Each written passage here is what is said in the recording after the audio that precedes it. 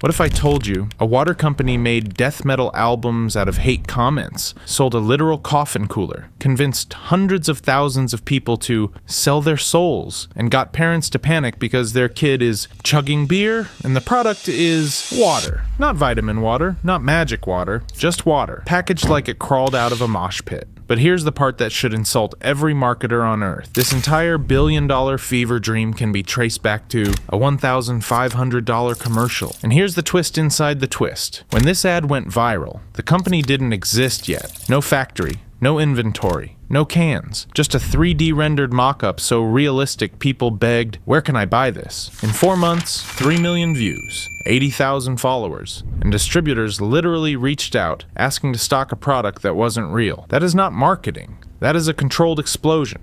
So why would anyone even think to make water look like a metal album? Because in 2009, at Vans Warped Tour in Denver, Liquid Death's founder is backstage and he sees something that messes him up.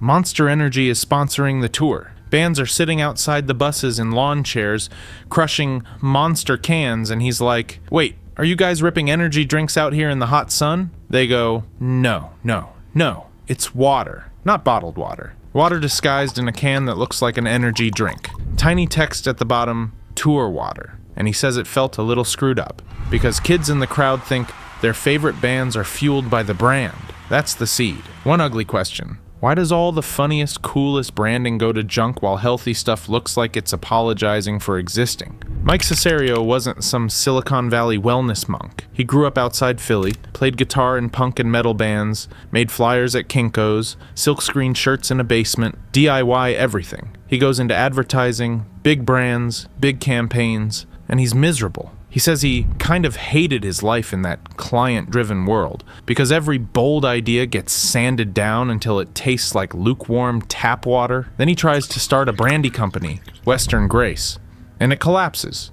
Bad partners, regulations, no marketing budget, and he learns the most important lesson of his life. If you don't have money for marketing, the marketing has to be baked into the product itself. So he decides, fine, I'll start my own product. Then I'm the client. Here's the part nobody tells you. The idea was easy. Reality was a brick wall. For years he tries to make canned water happen and keeps getting the same answer. Can't be done. Because at the time, he couldn't find a North American co-packer willing to put non-carbonated spring water in aluminum cans. He trademarks Liquid Death in 2017. He launches an Indiegogo campaign and raises $0. Zero. The internet basically looked at Liquid Death and said, respectfully, die. Then he finds the loophole. An Austrian facility, Starzinger, that owns mineral springs and makes energy drinks, meaning they actually have the equipment and know how to do it. So the first Liquid Death has to be shipped from Austria, because America said no. Most founders brainstorm smart names. Mike does the opposite. He asks, what's the dumbest possible idea? Because if you try to think of a smart idea, your brain just copies what already worked. So he tries to trick his brain into innovation by going stupid. And then it hits him. What's the dumbest possible name for the safest, healthiest beverage? Liquid Death. And his whole test is brutally simple. If someone sees it in a store, they have to pick it up and say, what is this? And once someone picks it up, you've basically won. Now watch the chess move. Instead of begging investors to believe, he manufactures proof. He launches a Facebook page with the can mock-up, runs that $1,500 commercial, and lets the internet do what it does best, overreact. People try to buy it. Distributors reach out. And suddenly, the thing that got laughed out of rooms has receipts. In January 2019, he raises a $1.6 million seed round and launches on his website and Amazon. First month, around $100,000 in sales, and it sells out for over a month. Year one, about $2.8 million, basically all online. And then the real flex, in 2020, it hits Whole Foods and becomes the fastest selling water brand on their shelves. From there, it explodes into massive retail, Target,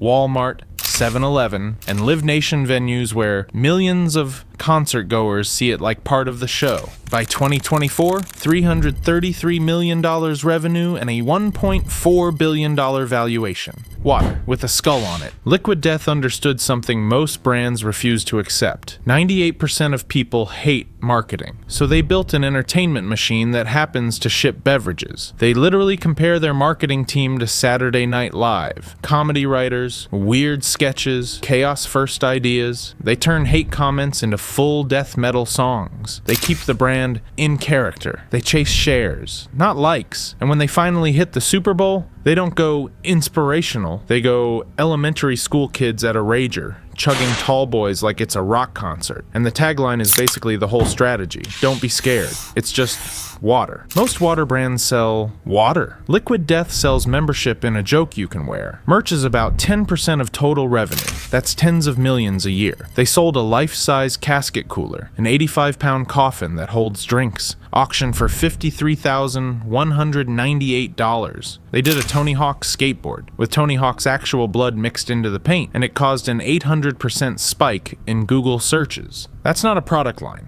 That's a headline factory. But here's what makes this story real. Water is heavy, shipping is brutal, and even with huge revenue, they weren't profitable as of 2024. Their original Austrian production closed in summer 2024, and international sales got paused in February 2025 because they had no production outside the US. They've had campaigns that backfired, like the Deep ad that triggered backlash and forced a tongue-in-cheek apology. And then, in October 2025, the brand gets dragged into an internet street fight. Tim Pool declares war, announces a competing brand, and claims Liquid Death misled people with donation language. Mike denies that characterization, and the debate goes public. That's the tax of building a brand that lives on the edge. Eventually, you fall off the edge on camera. Here's the uncomfortable truth Liquid Death exposes. In a world where everything is skippable, the product can't just be good. It has to be interesting enough to interrupt someone's brain. That's why copycats can put water in a can and still fall flat, because the can isn't the product. The entertainment is the product. A $1,500 joke proved demand before a factory existed, and now it's in over 133,000 retail locations, doing hundreds of millions in revenue. So yeah, Liquid Death is just water.